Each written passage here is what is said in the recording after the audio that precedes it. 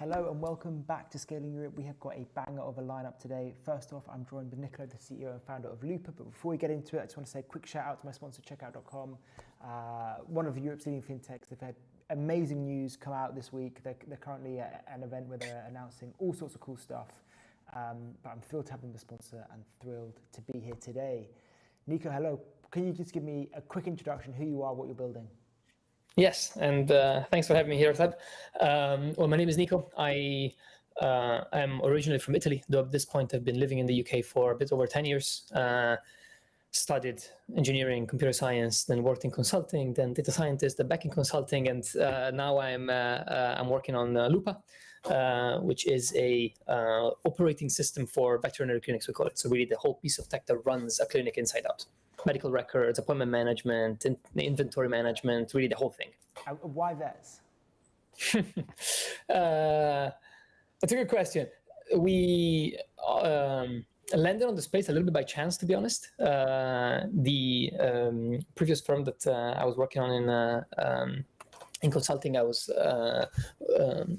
working with a PE fund that owns big veterinary chain. And so got exposed through the PE fund, honestly, quite randomly to the veterinary chain.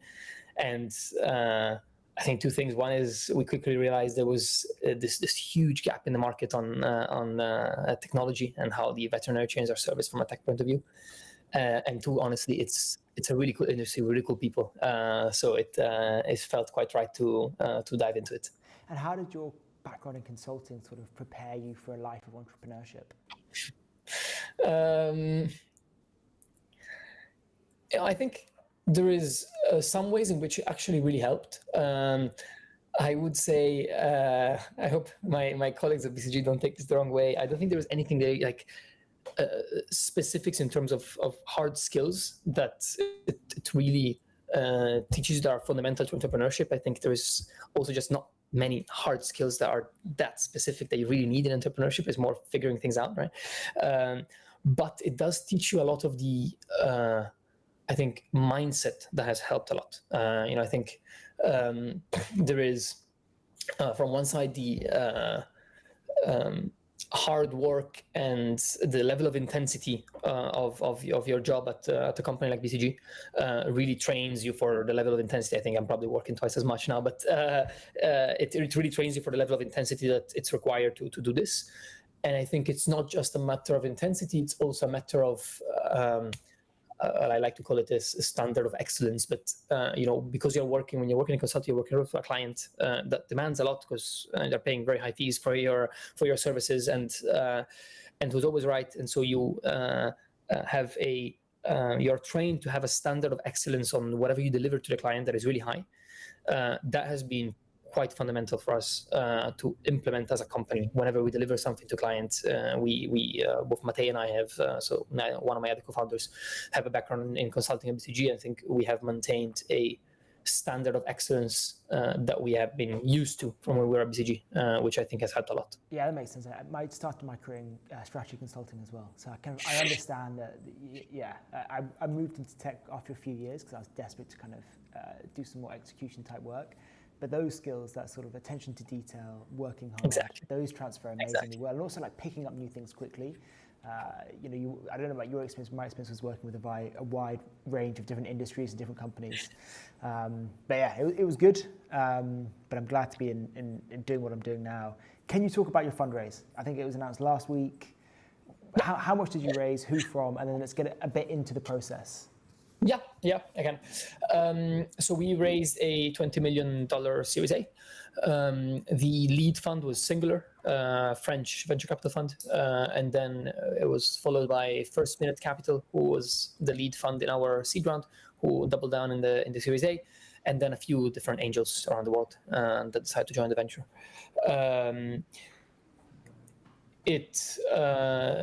Dynamics, it actually went relatively quick. So we closed our seed round just 5 months before that. But really, the company has taken a completely different shape in those 5 months. So there is a reason why it happened also quickly. The type of client and the amount of money and the shape of the organization overall has changed quite dramatically in those 5 months. And can you touch on what's changed specifically? I mean, there is a very obvious answer on the numerical side. Our revenues have started skyrocketing quite a bit, so that attracts different type of investment.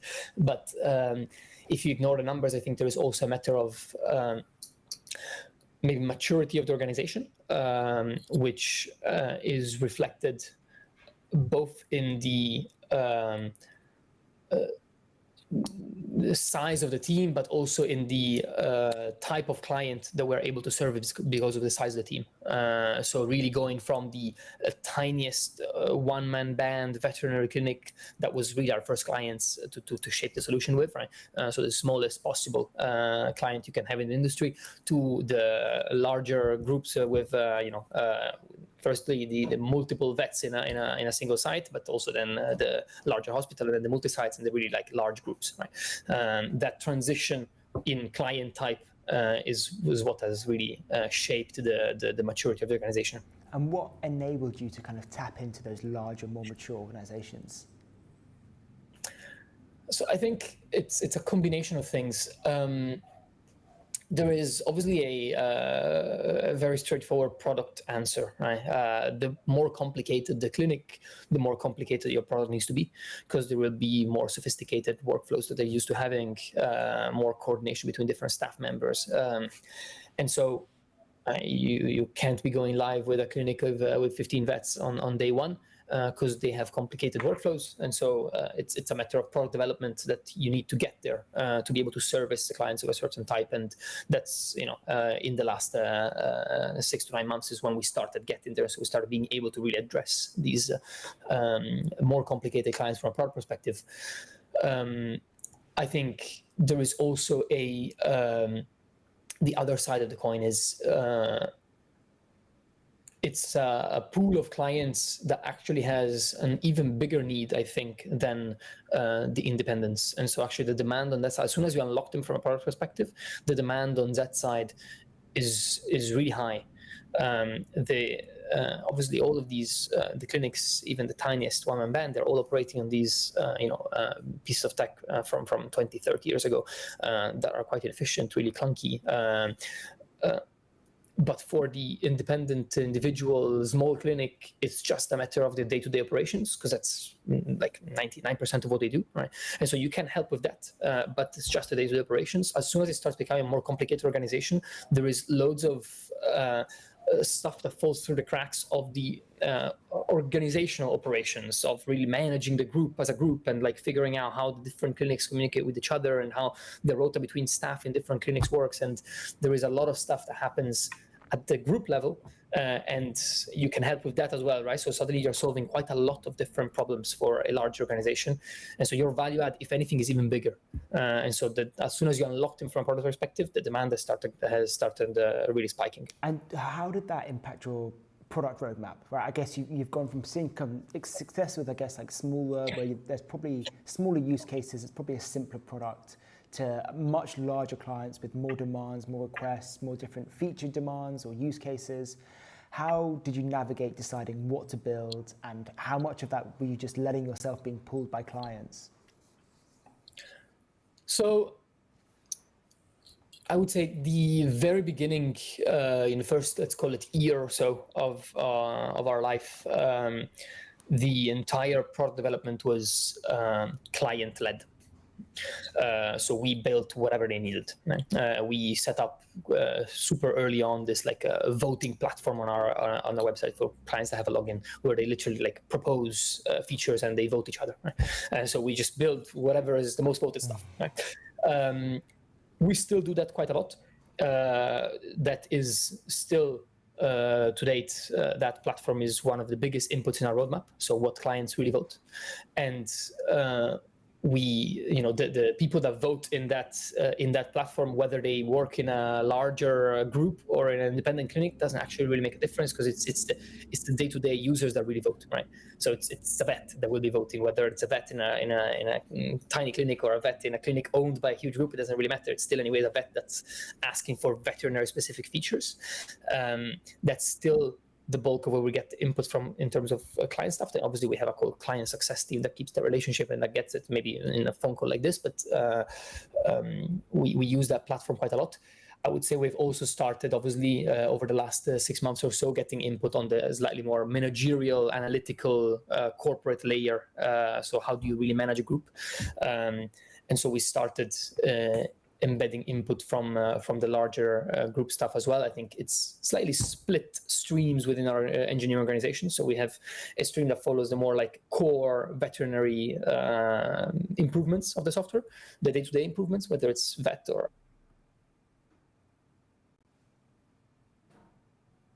admin stuff. There's a stream for real enterprise, and then there's a stream that's a lot more product-led, that does, for example, all of the fancy AI functionalities. Maybe they don't have a vet asking for it because they don't really know what they want, because it doesn't exist yet. But we have the whole product-led group that takes care of figuring out what they actually would enjoy, use, and does beta testing between clinics and actually develops a more product-led approach.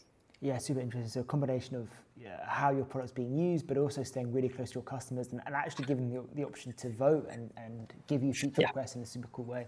Nice. I also want to talk about, I guess, a final question on the Series A. What do you think you need to achieve to unlock the Series B? Do you have like a metrics in mind, a vision? How are you thinking about that now? Yeah, there's a few things. Look, I think, there's an obvious numerical point, right? You need to bring the revenues to a certain level to be a Series B worthy company. And so we are, if we keep growing at this rate, it's just a few months, but we need to keep growing at this rate for a few months, right? I think there is a slightly more interesting soft answer rather than just the numerical metrics, which I think revolves around two separate topics. One is, we have proven that there is a clear demand and opportunity in the UK. We are very strong in the UK right now. We have just started dipping our toes outside the UK. I think it's imperative that we demonstrate that this is really a global solution in the next months and years before we get into a Series B round, to show a Series B investor that this really is a global TAM that we're after. And how are you thinking about global expansion?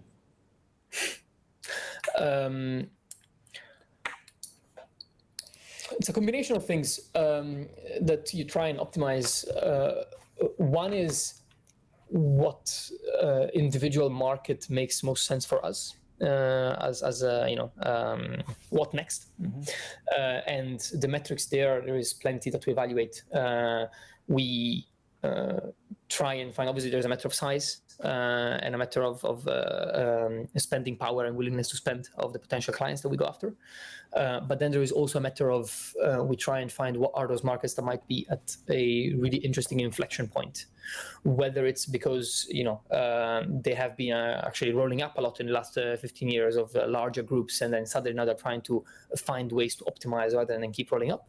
Or on the flip side, they're just starting to roll up, and so it's just starting to build that sophistication in clinics that used to be paper-based until 5 years ago, and now they're starting to really want to optimize stuff. And there is competition from large organizations that are really bringing the sophistication from other countries, and so that's a really good inflection point to get in right at the beginning of. There is these different types of countries where that allows us to choose the next market. And then obviously there is also a commercial point of view, right? So how do we build really what we look for usually is a partnership in any individual market that we get in. How do we find obviously it's a client, but it's a client that we really build a partnership to bring us to the market, to make it from an economic perspective and from a product perspective, make it make sense for us to actually dive into a new market. Nice, super exciting. I always want to talk about some of your talent. I think you've got a mixture of some great ex-consultants, but you've also got talent from places like Meta, Google, Palantir, DeepMind. What is the trait that you look for, whether it's somebody who's highly technical from Meta or Google or Amazon, whatever, or somebody who is an incredibly skilled generalist from very great consultancy? What is the one trait that you look for when you're trying to hire somebody? So we have a whole set of values that Matei, Raul, and I spent a whole bunch of time trying to verbalize, to really describe what we think characterizes the employees of Lupa. It's on the website if you want to take a look. But I think the TLDR is people that have a lot of grit and hunger and really want to build something and really feel the hunger inside, right? I would say probably all of our employees will be great entrepreneurs. Right? I think that's the kind of profile that we think makes sense for a startup in our stage. And obviously there is a whole side of technical assessment, whether it's the engineering guys or the commercial people. We have quite a lot of interviews to do, technical assessment to figure out if the technical fit is there. But then there is a pretty tight layer at interviews of personal fit, which might actually be our harshest step, where really it's about how well do you fit with our core values. Where pardon my words, but the motto within the company is if it's not a fuck yes, it's a no. Where really we are trying to make sure that there is a lot of conviction in how well you fit to the values of Lupa before we get you in. I think that's probably the biggest filter we have. Amazing. And now that you've raised a big bunch of money, are you now thinking, okay, we need to ramp the team up a lot? And if so, are you investing more in go-to-market or product and engineering? Are you hiring specific people with expertise or experience working with vets specifically? Can you touch a bit more on that? Yeah. So all of the above is the short answer.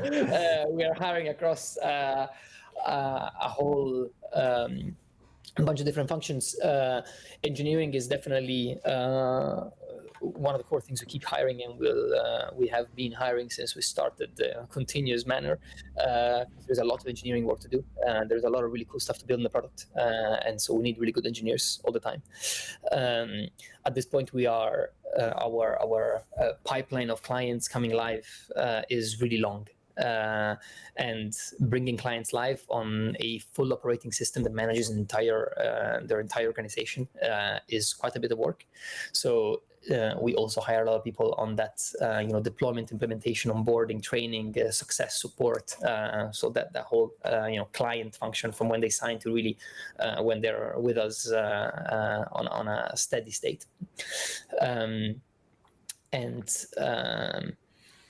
And then we have now a focus also on the AI side. We have obviously been developing stuff on the AI front since we started.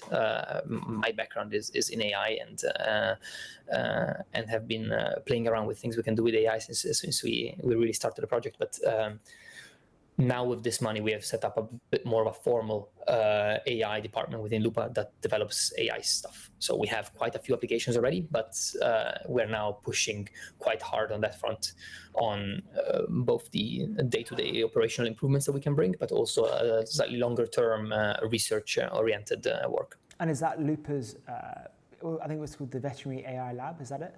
Yes, exactly. Amazing. Yeah, can you touch on a bit more on like what you're looking to build and develop in that lab? Yeah, absolutely. So we hired Batuan, who probably one of my proudest achievements so far is managing to convince him to join. I think he's one of the sharpest minds there is in the AI space. Who is going to be leading that the AI labs. The objective of them is twofold. The day-to-day improvement to operations. So right now we already have the AI note taker, the AI receptionist, and all these things that like really improve the day-to-day and save time to vets or to members of staff or veterinary clinic. So things that we can launch tomorrow. And there is a lot of work we can do in there. So right now we're working on is this, automatic invoice building module that, as it reads through the appointment notes and it digests the behavior of the vet within the clinic over time. It can advise which invoice item might need to be added to the invoice that you might have forgotten. So there is a whole lot of like operational improvement stuff that they're working on that really to be implemented tomorrow, let's call it. And then there is the slightly longer term research stuff where we're asking ourselves, what can we bring to this industry to improve it? What is required for the veterinary industry to live at the very forefront of innovation in AI applied to the medical world? What do we need to do to be the guys that live 5-10 years ahead of human medicine and that really drive that AI innovation? What is the work that needs to be done there? And so now we've started to work with universities, research labs all over the world to really push that, usually slightly more medical and definitely a lot more long-term research side of things. Very cool. That's super exciting. And look, you've been on an amazing journey. It sounds like things are going really well at the moment. You've seen almost like what sounds like hockey stick growth between the seed and the Series A. What's the one thing that you've got wrong that you didn't, that was unexpected or a mistake that you made?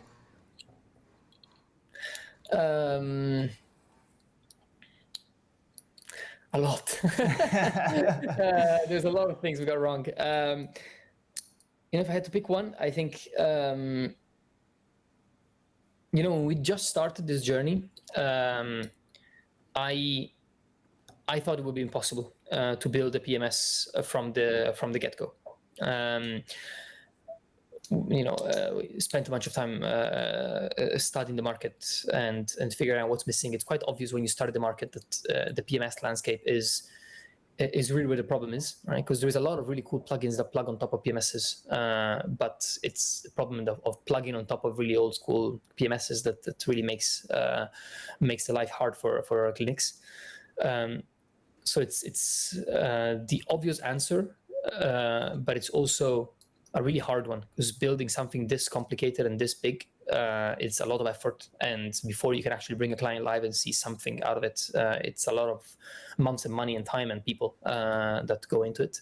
So when we started, we told ourselves we need to, come from a different angle and then conquer the PMS side bit by bit. So we actually start with a consumer side of things. So the application is now part of the operating system of how veterinary clinics communicate with the consumers. That's the first thing we developed. We started with that consumer application, thinking let's sell a consumer application to the veterinary clinics and then expand into the rest, because we can't tackle PMS from day one. I think it was just a bit of a waste of time at the beginning, because in reality, it's veterinary clinics don't want the 25th different plugin that plugs on top of their PMS, and also a consumer application that brings them extra users and extra pet owners that can book appointments with them. For a lot of clinics, of especially the high-performing, very busy ones, is not that much of a value add, right? So you're building something you don't really need, because they have a lot of clients, especially when we had just started with like COVID boom, loads of pets. They had loads of clients that kind of were filled. There was no point in you bringing them extra pet owners. They didn't want an extra plugin. It's not what they wanted, right? What they wanted is the PMS, which was the hard answer, because no one wants to build a PMS because it's a pain to build. But we just wasted a bit of time. We told ourselves that actually, yes, this is what we need to start with from day one. Amazing. Yeah, I guess it's not tackling the hardest thing first, or maybe not quite knowing where the real pain points were. No, but that's great. Look, Nico, we're out of time. Thank you so much for joining me. I'm going to be following your journey, and congrats on what you're building. It seems like you're seeing great success. Thank you. Thank you for having me, Seb. My pleasure. Let's speak soon. All right. Bye-bye.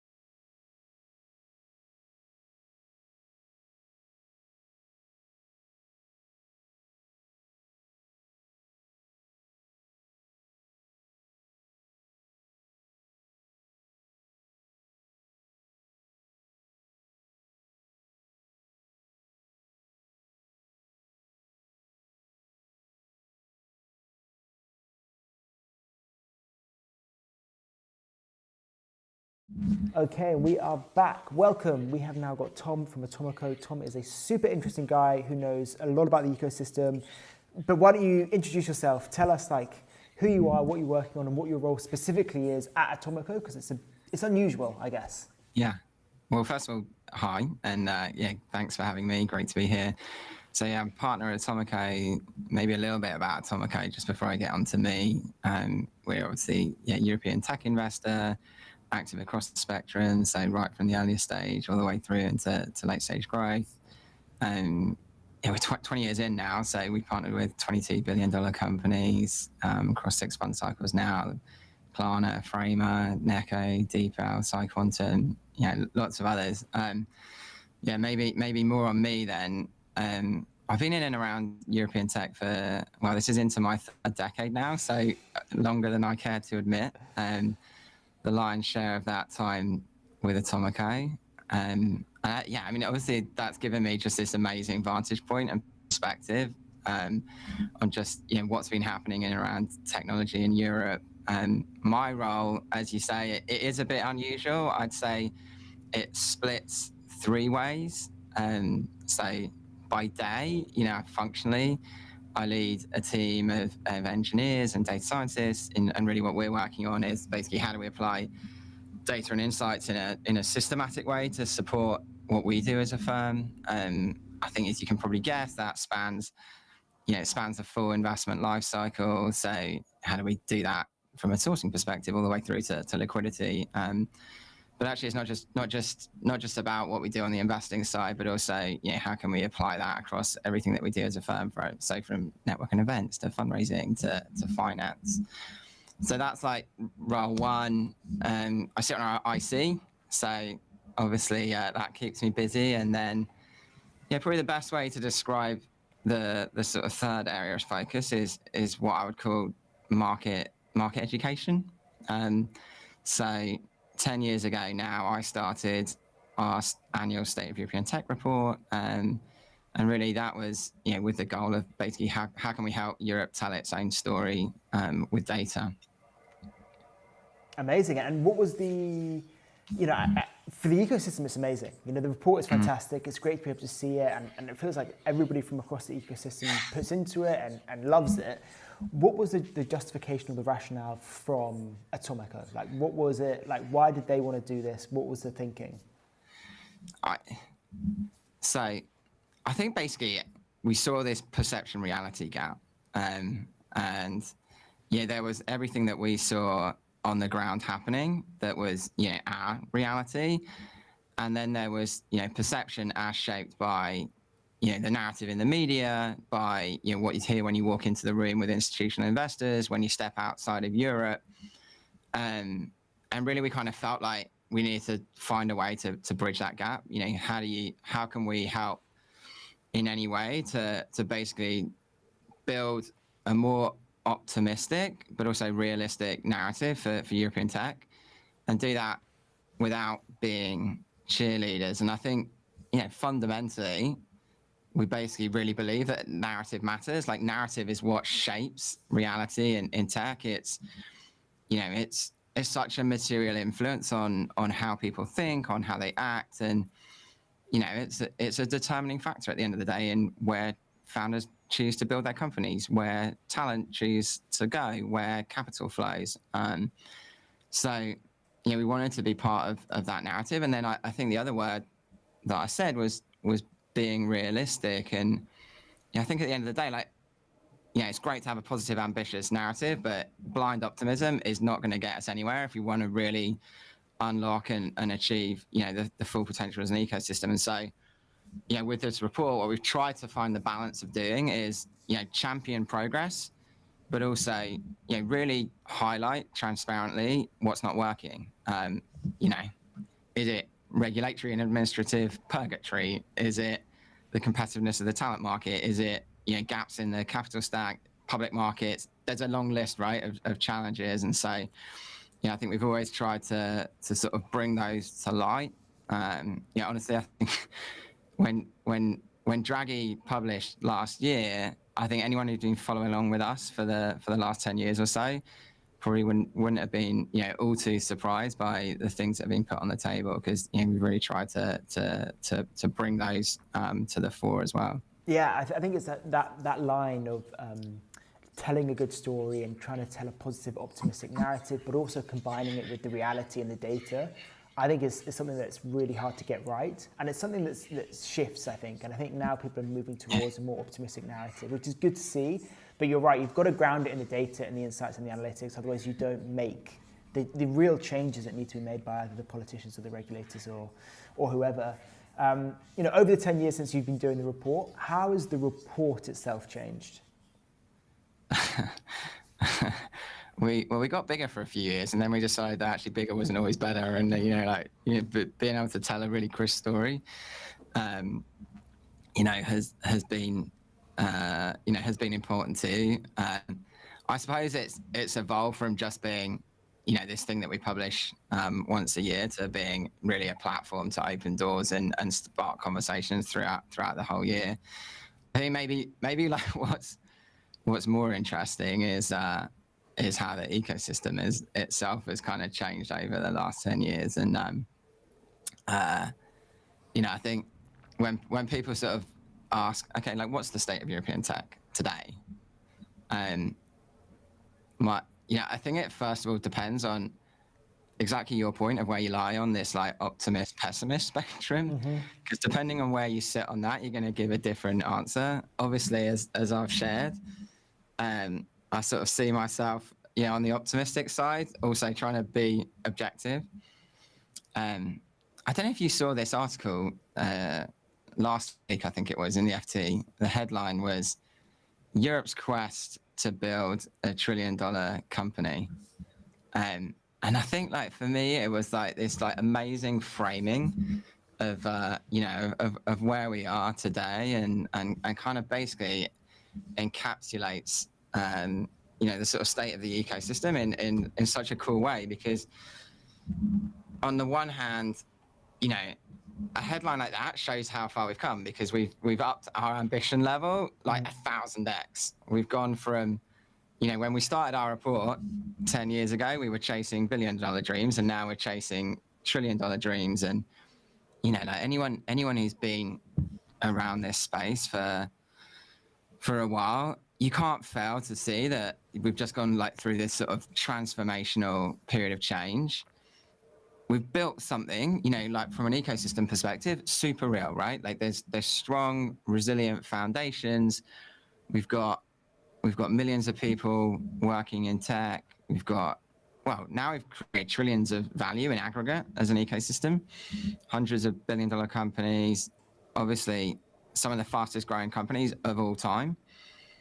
At the same time too, it's this quest, right? Like we're still searching for that $1 trillion company, and the US has got 8.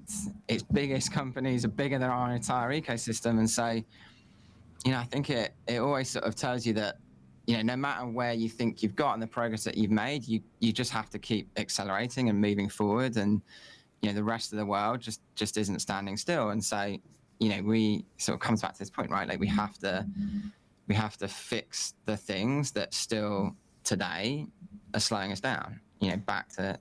Yeah. And I was going to say, how useful do you think the comparison is to the US? I've seen a lot of stuff on socials and LinkedIn at the moment, people saying we shouldn't even be focused on them, we should be trying to run our own race. Other people saying, we should be looking at them and trying to emulate and trying to replicate what they've done. And there's a lot of geopolitical things underlying it, whether we should be forging closer relationships, trying to be more independent or resilient. What's your take on that? Yeah, I think there's like no binary answer to it. It's like not either or. Like I think competition matters, because competition raises the bar, it sets standards. And so I think it's really important to have that like check-in to see how we're doing. I think at the same time too, we've always felt like we need to make sure that we run our own race. Like we need to speak about the things and control the things that we can. Ultimately, that's mostly about how we can build the best possible operating environment for our entrepreneurs here in Europe, and measuring our progress in terms of how far we have come is going to be, is probably going to be a more useful thing to help us to really understand both the progress and then the things to fix. And how do you feel about the way that politicians are Yeah. approaching these things that we need to fix? There's been a lot of news recently, even rumours in the UK of doing the stamp duty holiday for IPO shares. We're seeing the EU startup plan, EU Yeah. Inc. It feels like there's been a change in the Yeah. level of engagement from governments. Is that what you're seeing as well? Yeah, I mean, like, no question, right? But I think you sort of step back. It's like, I think everyone knows that this is like this crossroads moment for Europe. Like, it's pretty abundantly clear if you spend any degree of time thinking about it that entrepreneurship, tech, innovation, like that is what's central to our future prosperity, to security, to growth.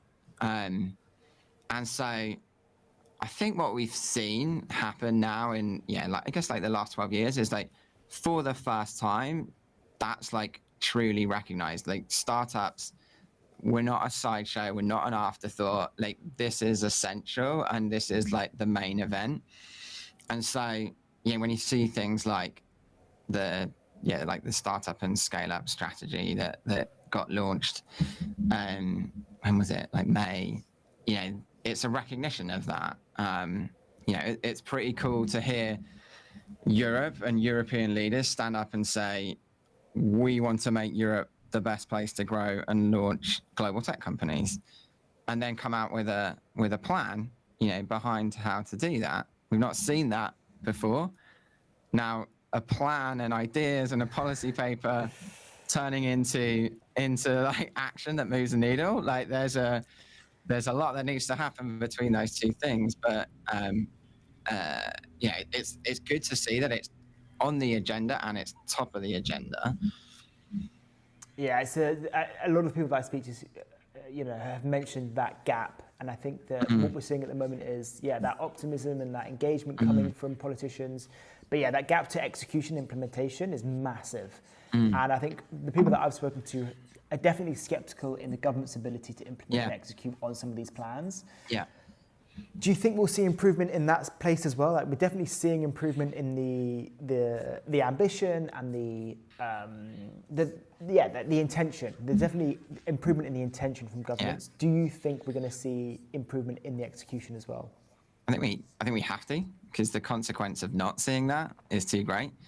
I think we have to be pretty balanced in terms of, like, as we think about like this wish list of things that we want to see get done, of how many of those things actually get done. But you know what? Like, I think what's going to make a difference here is the role that we can play to try to make sure that we do make a success of this. So, like there's a few things that I think like we as an ecosystem can kind of do to basically like at least like nudge the probability of meaningful change kind of happening. So first of all, it's like, how do we help set the right priorities? Because like, the thing is, like, there's no shortage of ideas. Like, even if you just look at the commission's plan, there's literally like dozens of ideas in there of things they can do. But like, what are the things that to focus on? Like, the small number of things that are really going to move the needle.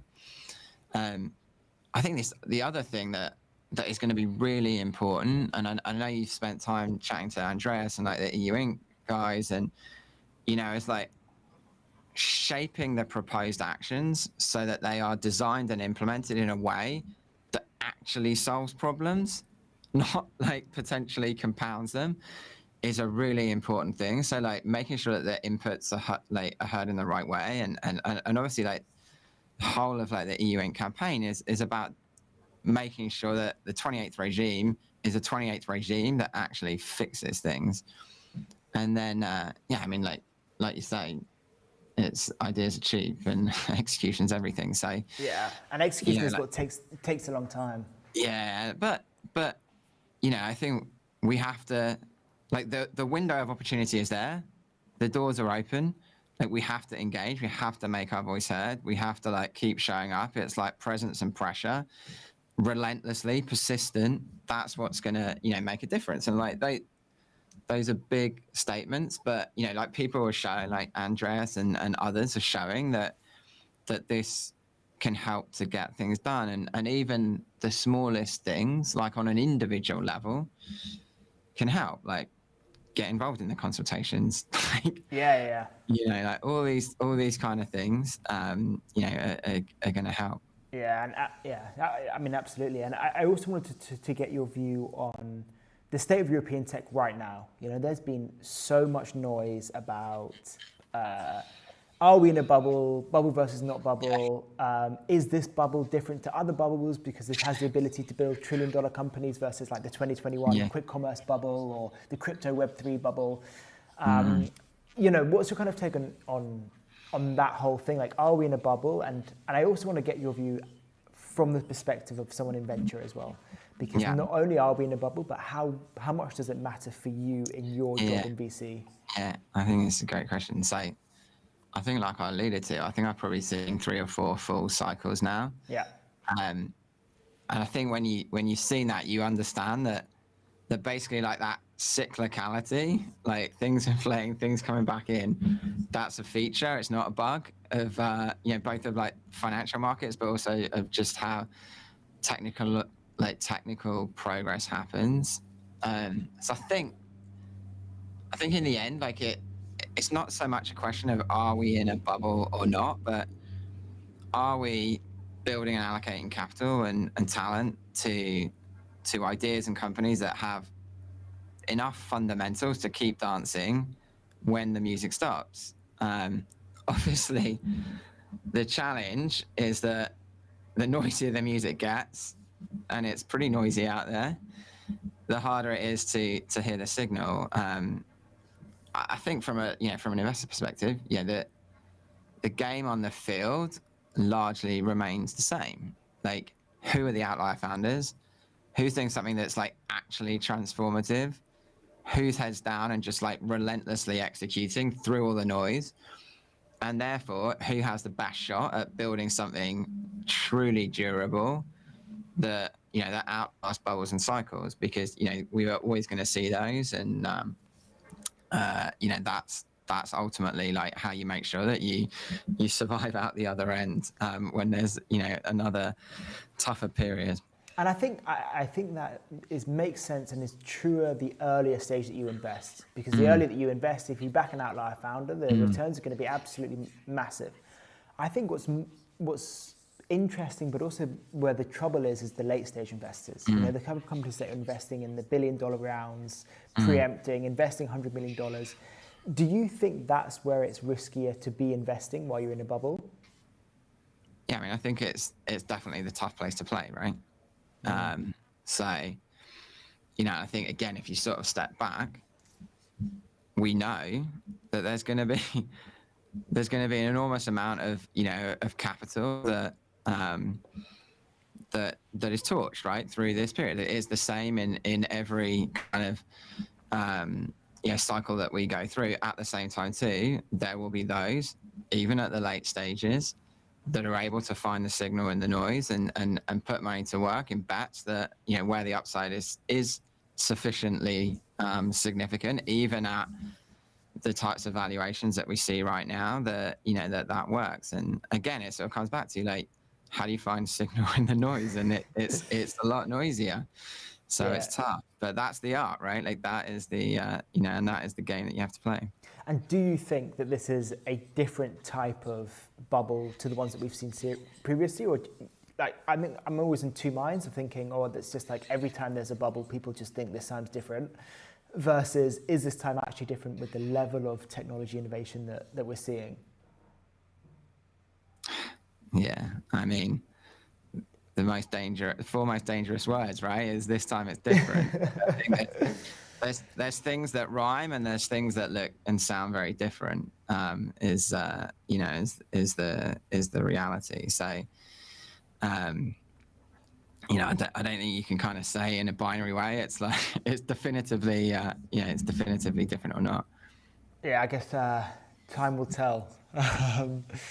But look, to finish off, can you touch a bit more on the report? I think you're gathering submissions at the moment. You're gathering feedback, is that right? And then the plan is to release it soon. Yeah, no, thanks for bringing it up. So we'll release at Slush, so 19th of November. So we're about just coming up to a month out. One of the most important inputs into the report is the survey. You know, like we've basically largest scale, longest running survey of the ecosystem. And so head to stateofeuropeantech.com. You'll find a link to the survey. I think, like we said, like it really matters that the voices of the ecosystem are heard, because we will go and do our bit to make sure that you know, those voices and perspectives are shared to the people that matter, be that in Brussels or national capitals or anywhere else. Yeah, very cool. Look, I'm going to be live streaming from Slush. Maybe there's an opportunity where we can do a breakdown or something when the report comes out. Yeah, we should do that. That'd We be should really totally cool. do that. All right, let's talk about that. That'd be really fun. But cool. Look, thank you so much for joining. Let's stay in touch. I'm super excited to see the report. I always read it thoroughly, and it always gives me amazing content to talk about online. So yeah, thank you so much for joining. Let's stay in touch. No, it's been a pleasure, and thank you also for what you're building here, which is truly needed. No, my pleasure. I'm trying to make it work one day at a time, but having a good time. All right. Cheers, sir. Thanks, Tom.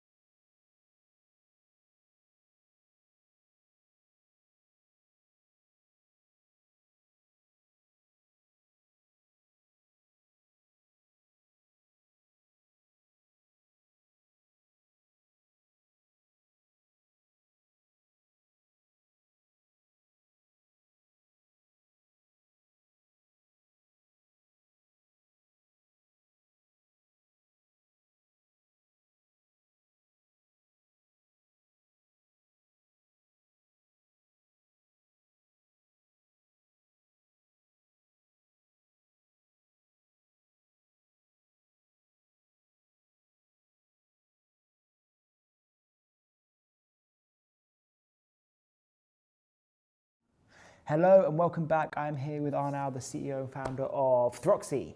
How are things going? Thanks for having me. Things are going great. I'm excited to speak today with you. Whereabouts are you? It looks like you're in I don't know, lovely old house somewhere. We are actually today doing a company offsite this week, and we are in the Cotswolds, so enjoying the English countryside. Lovely. And what's like the theme of the offsite? Is it just like bonding, strategy? What's going on? We've had a very exciting Q3. We just wanted to align the company together. We have fantastic culture. We want to enjoy spending time together and align for having a great Q4. And that's what we're here for. I definitely want to get into your culture because it's, you do a lot of building in public. It seems like something that comes across a lot online. But before we get into that, can you just give a super quick introduction to Throxy? Throxy is the easiest way to speaking with your ideal customers. So we get you in front of your ideal customers through cold email, through cold calling. We book meetings with them directly in your calendar. Amazing, very cool. And yeah, I spoke to Pablo about it before on ETS. So yeah, it's a very cool company. You seem to be doing really, really well. But like, let's just go into culture, right? Because you brought it up. You're on the offsite right now. You do a lot of stuff on socials. When I was trying to think about what your culture looked like from the outside in, and what I really liked about it was that it was very strong. There were really strong cultural signals that kind of came from the way that you spoke about the business and the things that you talked about. It looks like you focus a lot on hard work. You're sort of part of that, like almost like the 996 gang. You're definitely believing in spending a lot of time in the office, doing good hard work. I saw you post about punctuality, and Pablo had to, if you're late, you've got to bring pastries. It seems like the people that you're hiring are also incredibly high standards. The guy that you hired recently spoke like 12 languages or something. It seems like you've got an amazingly high caliber of people. You're also quite big on wellness, gym, eating healthily, all that kind of stuff. Is that an accurate representation, or are there kind of more fundamental core values that underpin your culture at Throxy? I think that's quite accurate. We think of culture at Throxy as like building the ideal workplace where I wish existed when I went to work at my first company, in a place where just like values like and incentivizes to do your great best work. And for me, that place, or for us as founders, is somewhere where you can blend play and work together, where you can just like spend endless hours having fun and tackling a problem you deeply enjoy, because that's where your best work is going to happen. And for us, that's a combination of like doing sport, eating healthily, and then being really disciplined, because I've never seen extraordinary results come from like ordinary inputs. And that's why we have like extremely high accountability between us. We like to be in the office a lot. We think that's where the best ideas happen. We also like to have a separation of like where we call work and where we call resting. We incentivize people to like take care of their sleep, take care of their nutrition, and make sure like everything outside of Throxy in your life is in order. If you need to like take some time off to make sure things are going well, we incentivize that. But when you're in the office, we don't want people that are just sat down in their chair, just like looking at like the news or whatever. We want you like doing deep work, and we just want to build like an environment that supports that. And for us, that specifically was like finding a place which had like a gym like 2 minutes away from it, was in a nice location of London, which was accessible for everyone. I think one of the most important decisions like founders make when they raise their seed stage is like where your office is. Your office is going to be the place which is going to attract talent, is going to have you spending like most of your time.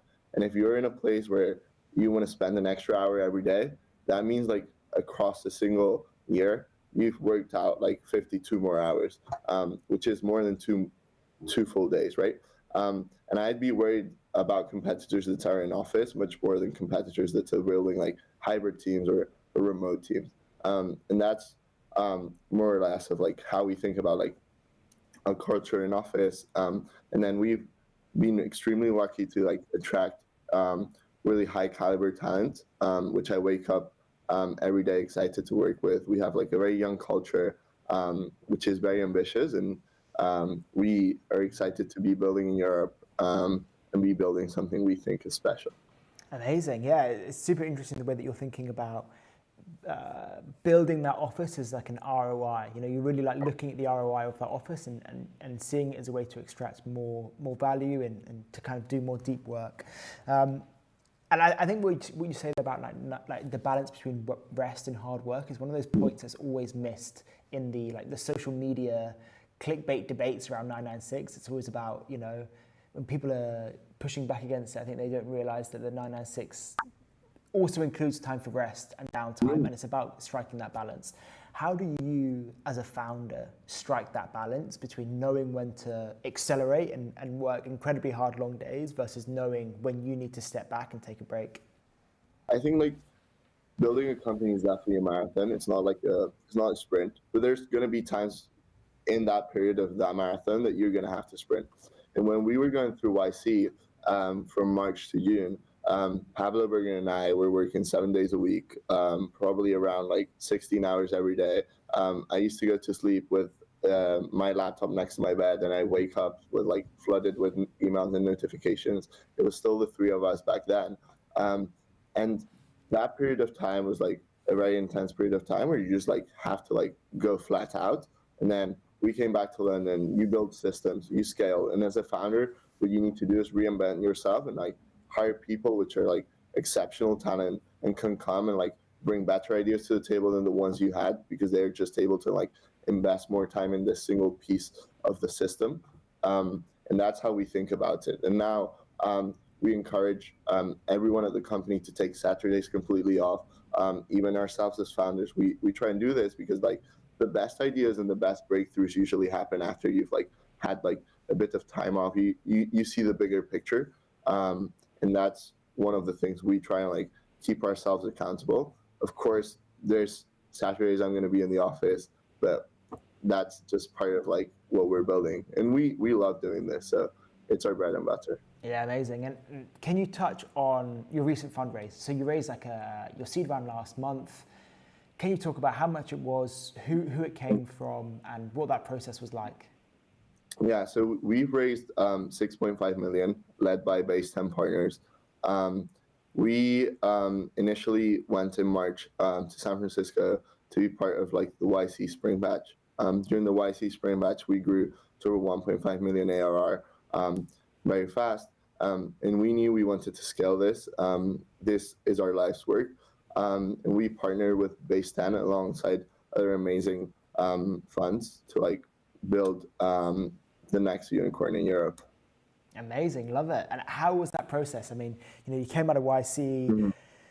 Was it between YC and over summer that you saw this growth to 1.5 million, or like how did that happen, and how did that impact how the fundraising process, I guess? Mm-hmm. I think one of the things that people don't know is we actually applied for the winter batch in YC, and we were already like growing quite fast. I think we were at 0 past October 1 year ago today, and we quickly grew to 100K. We got an interview for the winter batch in YC, and our group partner back then said, I think you guys are onto something, but you need to double down on a specific niche or somewhere. And then in that period of time of like 2 months between the winter batch application and the spring batch, we 3x'd our revenue to 300K ARR, because we had like doubled down on like people selling into traditional industries. And in that application, we got into YC. During YC, we grew from 300K to 1.5 million. And at that point, we had nearly every single VC in the Valley and in Europe, like booking meetings in our calendar. We were very lucky that we met with Ade from Base 10, another fellow Spaniard who's like been a founder himself first. We went on a walk with him for 20 minutes. And I think one of the most important things when you're like raising a seed round is not the fund in itself, which Base 10 is an amazing fund just by the investments they've made, but the partner in itself. And Ade and Caroline and every single person we've spoken at Base 10 just gave us like that gut feeling of like, okay, we want to go all in here. And that was how we made our decision. Amazing. And can you touch on your growth since then? Is there any numbers, metrics you can share since leaving YC?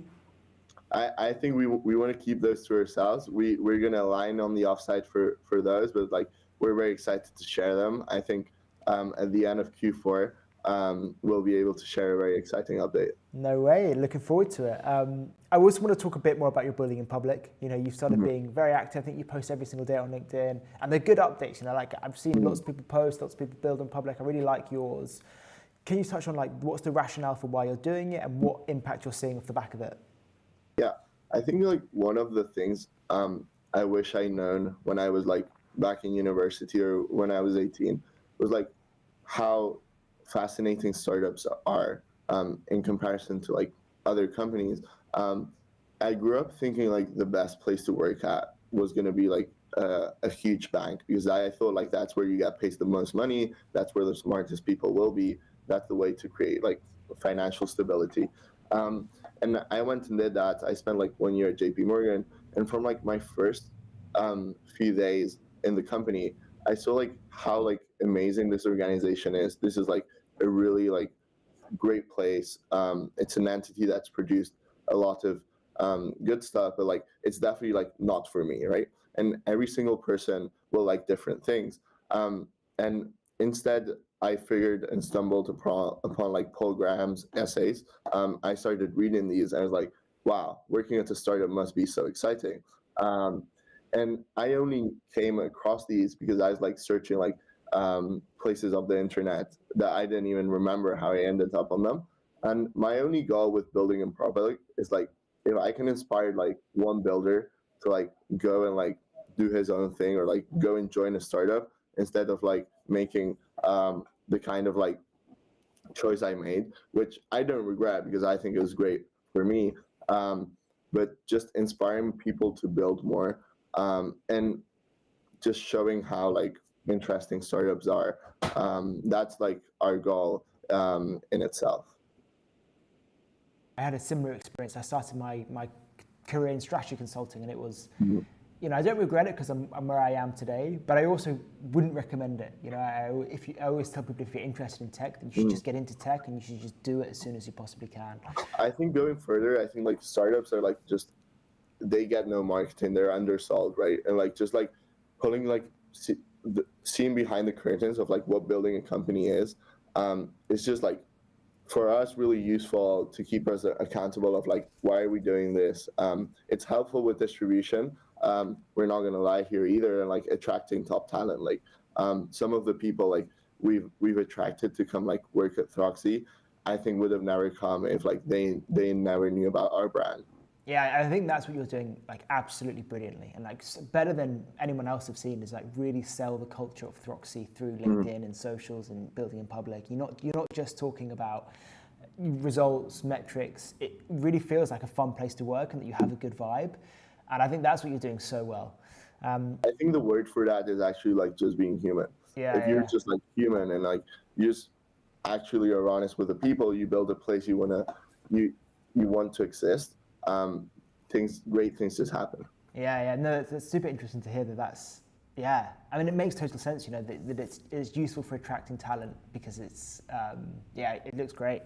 I saw that you met with Harry Stebbings recently. Like, can you talk on like how did that come about? What were you chatting about? We just bumped into each other on the street. We caught up on like Project Europe, all the great companies that are building in Europe.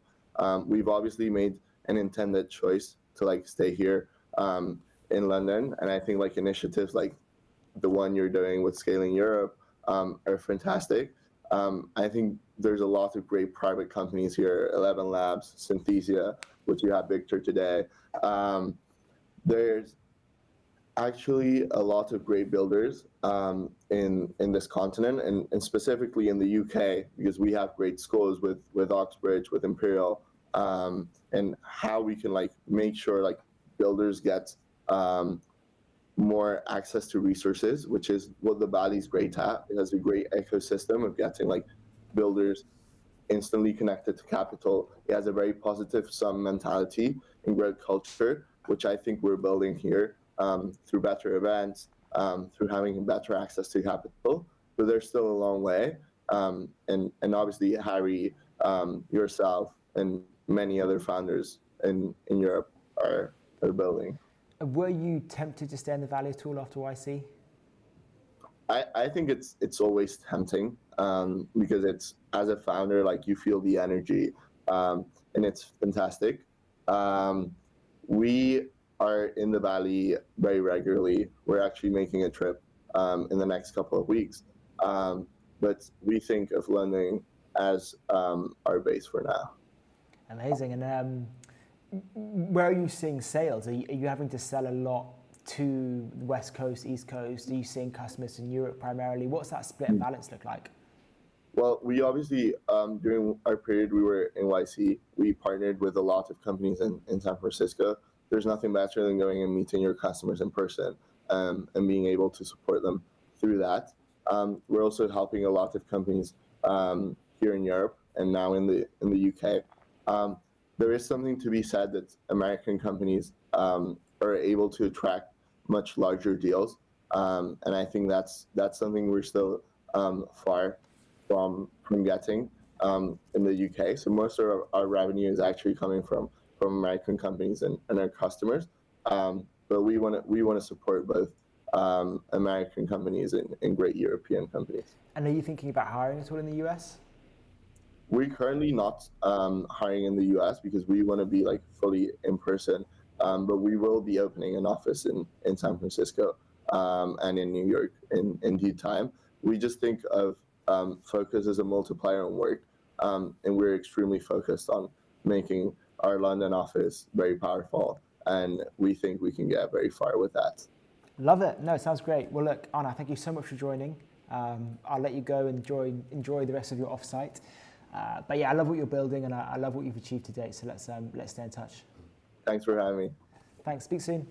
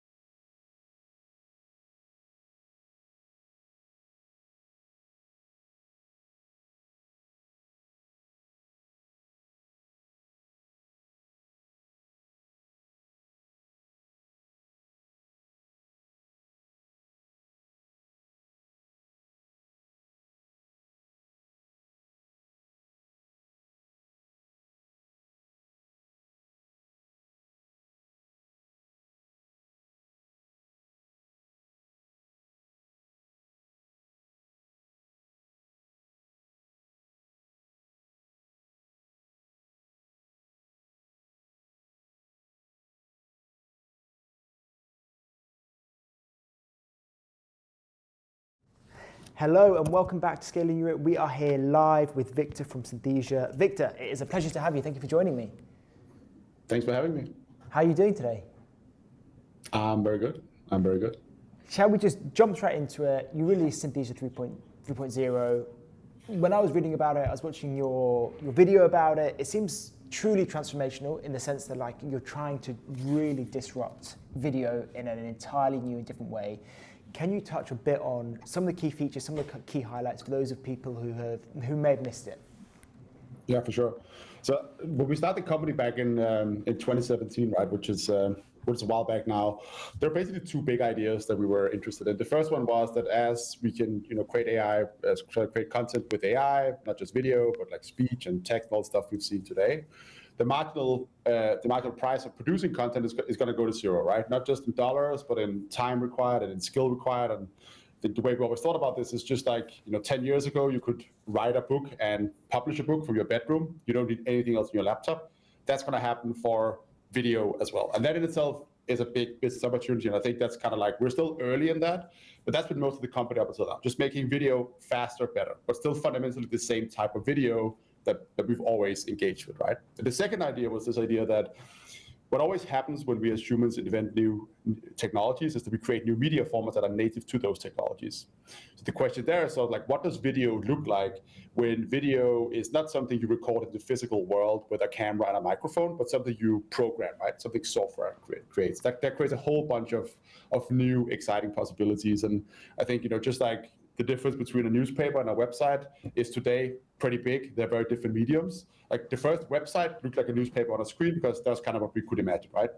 And with 3.0, we're taking our first real step into innovating on the video format itself. And fundamentally what it means is that we're moving away from video being kind of a broadcast format, which means that, you record it or you generate it once and then everybody watches exactly the same thing, to being something that's interactive, it's conversational, and it's a very different experience for everyone who interacts with the video, unlike the kind of traditional broadcast format. So in practice, what this means is that you can insert these video agents into your videos. So let's say you're creating a training video, which is a very common use case for us. You're training your sales team on a new product that you just launched.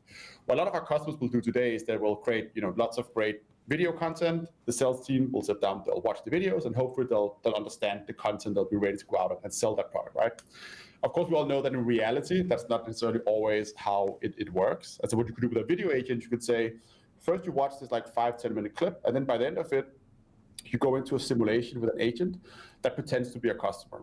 And then, you do 25 turns with the agent, and essentially you have to overcome objections, and you're basically being tested in real time if you've actually understood the content or if you've just like consumed it, right? Which there's a very big difference on.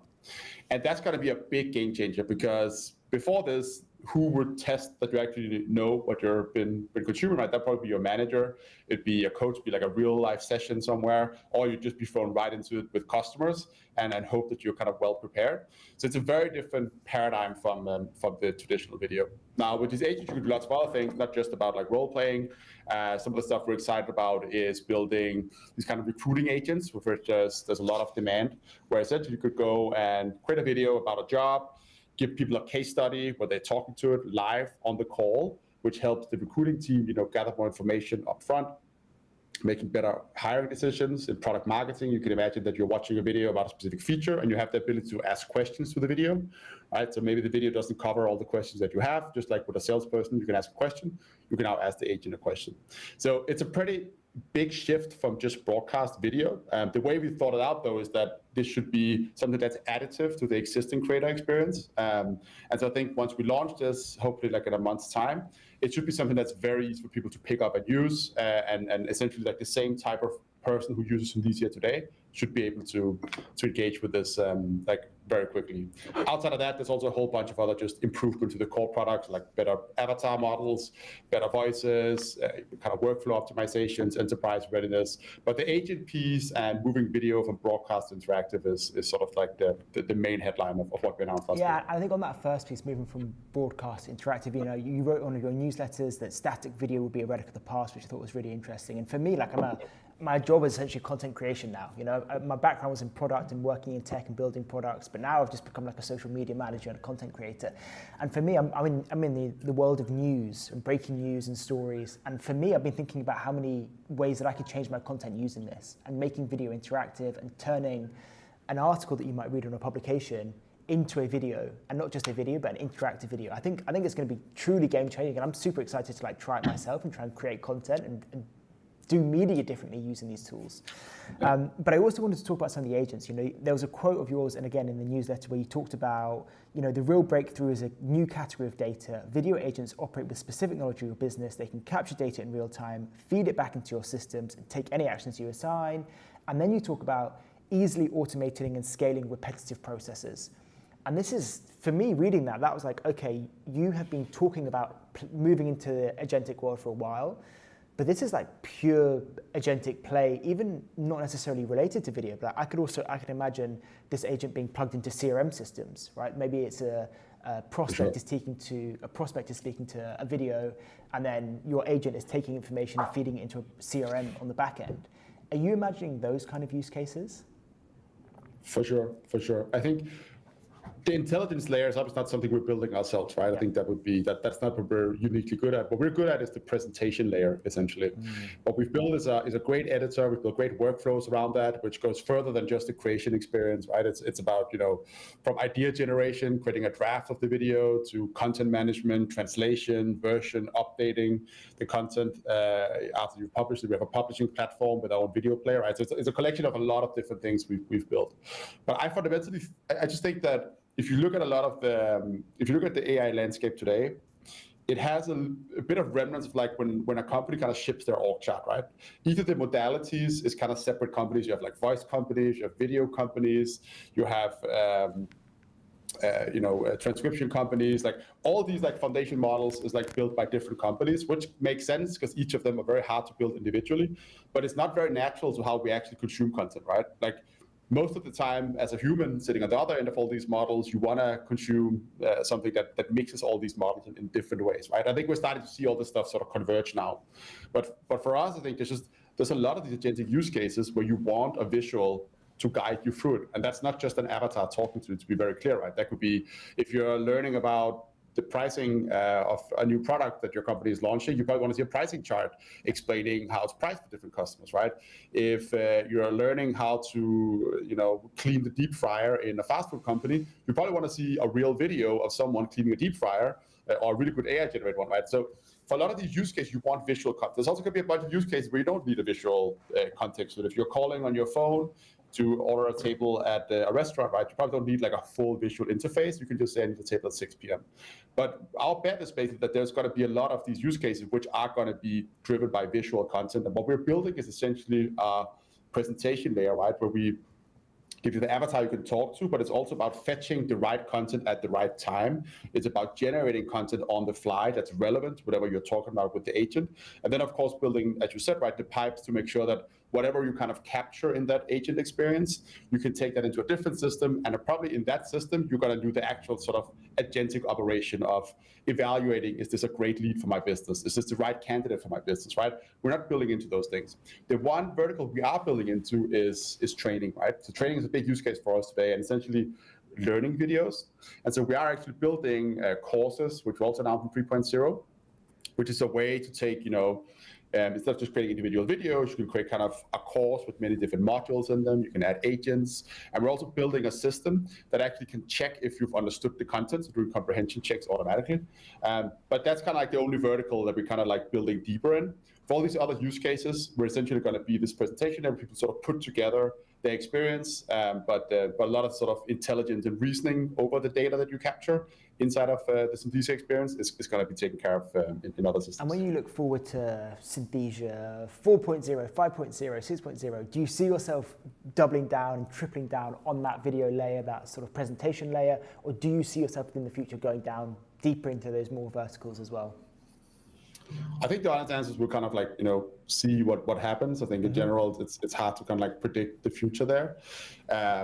But I think what we're uniquely good at today is creating very kind of practical utilitarian video, right? Like if you look at most of the content people create with Synthesia, people are not making advertisements or short films or movies. We're not the right platform for that. What we're the right platform for is like, you want to teach someone something, right? And that could be, when I say training, that's a wide-ranging concept. A lot of people equate that with like compliance videos. When you train your sales team, we call it sales enablement. When you train your customers, we call it, customer success or customer support. Like when you train your prospects and why your product is better than the competition, we call that product marketing, right? So it's within all those use cases, like communicating information to someone. That's the thing we're uniquely good at. I think that's the only verticals that we'll kind of like continue to build in. And for other use cases, we'll just like tap into the ecosystem. And one of the stats that you reported recently was that you were trusted by 80% of the Fortune 100. Is that primarily in that training use case? Yes, but it's a wide-ranging training use case, right? So it's a lot of like product marketing is a huge thing for us. Customer support is huge. Learning and development is also huge. But it is just very much in that kind of like very practical video, right? So another way of thinking about it is like, we don't really help people create video that compete in some kind of a feed. You know, if you're like trying to make social media content or ads, like it's about like grabbing your attention and like getting you to emotionally feel something, we're not the right platform for that. But if you're creating like these like highly practical videos where instead of having a landing page of text explaining how to integrate product X with product Y, that's where you'll see like some DC videos. Yeah, of course. But do you see the way that you're disrupting video, right, to make video interactive and back and forth, do you see that being taken out of the enterprise world that you're operating in and being applied more broadly to other video formats? Well, so I do think we're going to see that. Like we saw OpenAI release their kind of like TikTok competitor yesterday, where all that there is trying to innovate on the format, where you have this idea of like remixing with AI. I think we'll see lots of that sort of thing, where probably your profile can have like an AI version of it that people can interact with and engage with. It's not a world I see us going in. We're very like focused on enterprise. And there's a few reasons for that. I think the first and most obvious one is that in the world of like social media, YouTube, TikTok, etc., I can't innovate on the format, right? I can help people make MP4 files they can upload to those platforms, but I have zero control over how they innovate on the format. And I'm sure they're going to do something very cool, but it's outside of my control. And I think it's also going to be different types of use cases you want the enterprise. At the enterprise, what we've done over the last 5 years is building a video platform that spans the life cycle of the content, right? We help you all the way from generating an idea to actually delivering the video through our video player to the end consumer. And that gives us the kind of license to actually innovate on the video format. The enterprise, they want to host their own videos. They want full control over the videos. They want analytics, they want insights.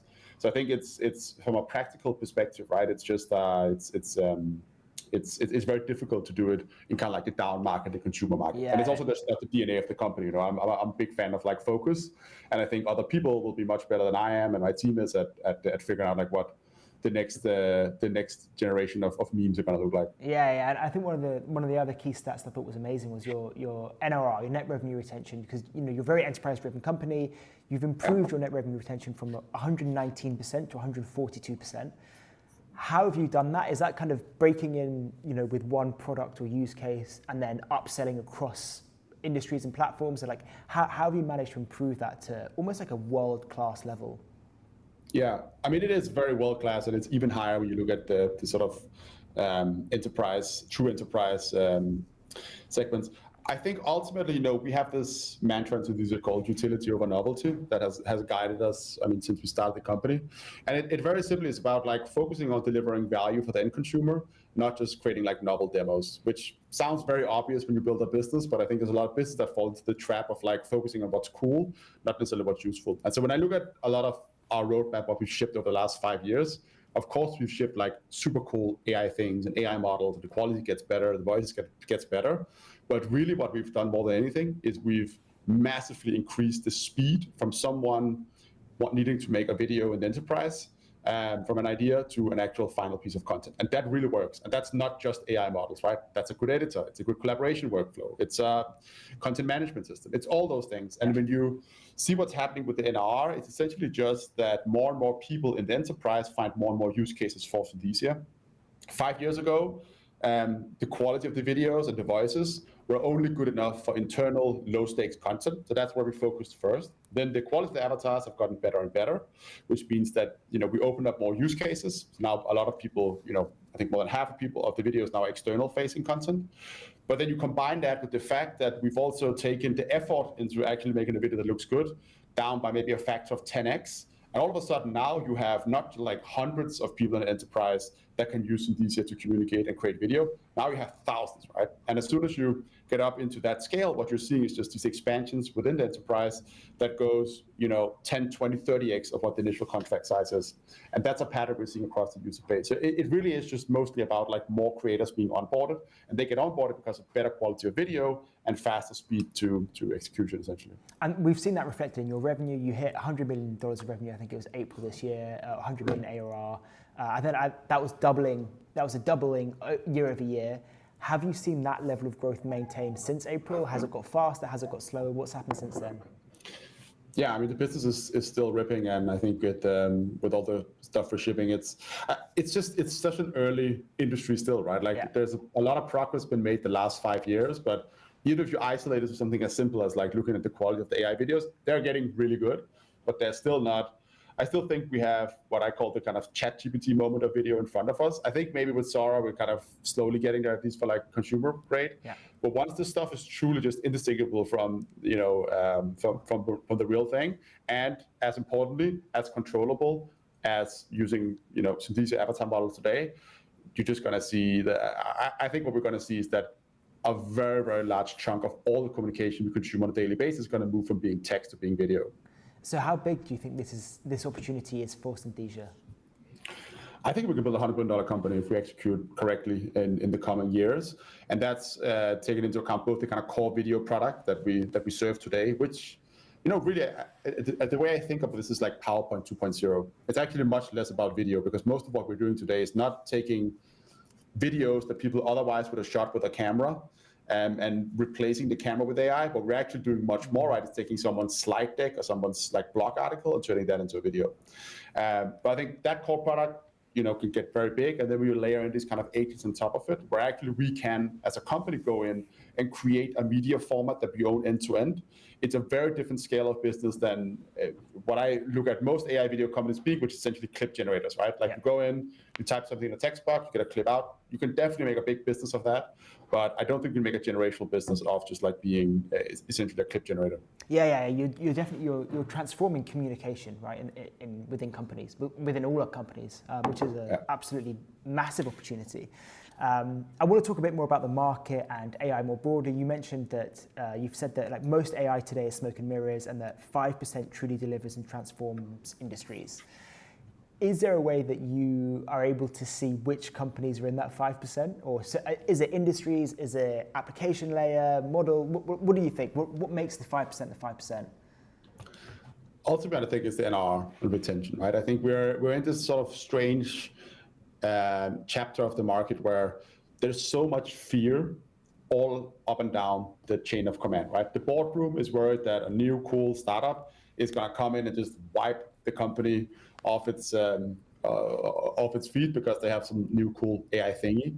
The rank and file employees are worried that AI is going to like take their job, right? If you work in support, the managers of those people are afraid that they're going to be seen as not being forward-leaning enough into AI. So you have all this fear happening in these companies, right? And so what's happening is that everybody is buying tons of AI things. Everybody wants to be an expert in AI. Everybody is like very focused on bringing AI into their companies. And I think fundamentally that's much better than the opposite of being, sort of like very, very conservative. But what it means is that people are very quick to buy things. Companies are also very quick to sell things. So there's lots of like iterations happening. There's lots of things being thrown against the wall. And so it's less impressive today, actually, I think, to like close a deal than it is to retain a deal 12 months later, because that's where most companies are struggling, right? Like you can close a lot of customers on the promise that your thing will do X, but a lot of these things then ends up not actually delivering. Again, I actually think companies are doing the right thing by just trying out lots of different things to figure out what works, because it's really like one of those technologies where you need to get like very tactile with it and just try it and do it and give it to your employees and figure out what works and what doesn't. But I think this is definitely a thing, right? And I think when you just look at a lot of the tools that are out there, I mean, you have the obvious ones, of course, a lot of the big foundation model companies, right? They're absolutely ripping. Clearly, like ChatGPT, those kind of tools are huge for like people's productivity. And then you have a whole slew of tools where I think, I think kind of are overselling what they're doing. Like if I had to pick on one thing, I would say the AI SDR is like a classic thing where I don't know how many like thousands of companies are trying to build like an AI SDR and promising that you can just switch to this solution for all your kind of sales teams, right? And none of them really work. I'm sure at one point they are going to work and they're going to be a lot better than they are today. But the amount of like ChatGPT slop I receive in my email today is insane, right? It doesn't really work because it's just very obvious that it's ChatGPT slop. Personalization is not just like writing an email line, it goes way further than that. And so I think a lot of these technology companies, they end up being very technology centric and not understanding what problem they're actually trying to solve. And so their product ends up like not really working that well. And so I think I think it's that 80% of them don't work, 15% kind of stumble to get there. And I think with that, you can, if you can improve fast enough, maybe you can save it. And 5% of those companies are doing phenomenally well, right?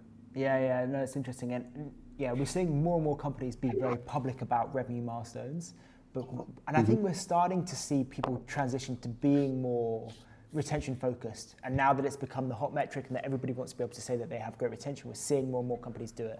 But I think you're right. You know, NRR is such an amazing indicator of the stickiness of your business. I want to ask two more questions. Number one is just about the year that Synthesia has had in general. You know, you were valued at 2.1 billion earlier this year. You hit $100 million ARR. You've said that you're still ripping. You know, at the same time, the market has just almost lost its head, right? Like things are crazy hot. How is that changing the way that you're thinking about fundraising, the business itself? Are you thinking, okay, now is an amazing opportunity to think about fundraising, selling secondaries? Are you thinking, you raised a big round early this year, you just need to like rest and grow and focus on the cash that you've got? How are you thinking about the future of Synthesia given the market that exists right now? I mean, I think obviously, you know, we've been doing this for like almost 9 years. You go up and down in cycles, and there's bad times and good times. And right now is definitely like a very frothy time. We don't need capital, right? We're very well capitalized. I think basically all the last three funding rounds we've done kind of opportunistically, which is a fantastic place to be in. So our focus is mainly just on maintaining, like delivering value to our customers, less than it's about fundraising per se. I do think you're right that like people are talking more about revenue externally because the war for talent is immense, and that is one of the indicators like how well a company is doing. I think things like doing employee secondaries is also like is an amazing benefit, and I really love to see that happening also in Europe. 11 Labs did a round recently, and of course part of being public about that is because it's a great place to work, right? It's not just like paper shares you're never going to be able to get rid of. In Synthesia, we've had liquidity events the last 2 years. I'm pretty sure the same thing is in 11 Labs, and it's essentially a way to attract and retain talent, right? But that said, you know, there's no plans to like fundraise. I think, you know, we kind of take things as they come. But I think it's definitely like a frothy market right now for sure. Yeah, definitely. Final question. You've spoken a bit about UK public markets. I think you said some things at an event over in summer, and you know, I think in the last 10 days we've had the most positive news that we've had. It feels to me like we've gone so far down that surely the only way is up. Revolut's talking about doing a dual listing. Fermi, the big company, did a dual listing last week. We're seeing 2 planned IPOs of non-tech companies, but still, you know, companies IPOing. IPO stamp duty holiday potentially on the cards. Do you think that's enough? Do you see a change? Is there momentum that could kind of lift the UK capital markets up, or do you think we've still got a long way to go? I think those are great news. I think in particular, I've been very vocal in the past about the sort of the stamp duty, which I think it's just absolutely ridiculous, right? Like that is so uncompetitive with the US markets. So I think it's great. You know, I think it's still not as attractive as listing in the US, but it definitely feels like we're taking steps in the right direction. The big question is still going to be, I mean, we still haven't really seen any success stories, right? And I hope we'll see some dual listings, and I hope we'll see like that model work for Revolut and others. But I think before we can say definitively that it's as attractive to list in Europe as it is to list in the US, or at least competitive, I think we need to see the success stories first, right? So I think a lot of the groundwork is great. Ultimately, what we need to see is like what is the liquidity like, what's the investor interest like. The stamp duty is helpful, but if you look at like where the pension funds are allocating their money, right, it's still they still are not like big fans of what is perceived as being like risky tech stocks. But I'm super happy to see it improving and going in the right direction. And are you thinking about your own timeline to IPO at any point, or do you still think that's too far away? I mean, it's not within the next couple of years, right? Like we're getting ready for it and we're thinking about it. And as you know, right, it's a process that takes a really long time. But the ambition is definitely to IPO. Love it. Well, Victor, thank you so much for joining me. It's been great to chat. I'm a huge fan of what you're building. I loved your Synthesia 3.0 launch. But yeah, thank you so much for joining me, and let's stay in touch. Thanks, man. Likewise. Great chatting. Thanks. Bye-bye. Bye.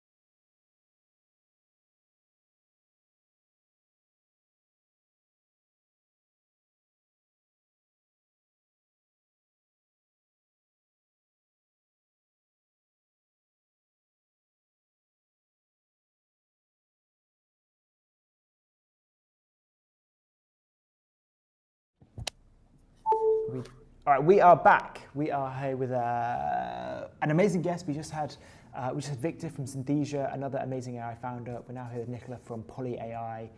How are you doing today? Thank you for joining me. I'm great. Thank you for having me. It's a pleasure. Why don't you just give a quick introduction for those who haven't heard? What is Poly AI? Poly AI builds voice agents and AI agents for customer service, where we help large enterprises become the best version of themselves in every customer conversation. So we work with the likes of Marriott, Caesars, think like companies like UniCredit, Allstate, PG&E, really large companies with kind of like thousands and thousands of agents. We help them pick up any phone call, chat interaction any time of day or night and just be that best version of themselves. And you are currently targeting, like the companies that you've mentioned, very large enterprises.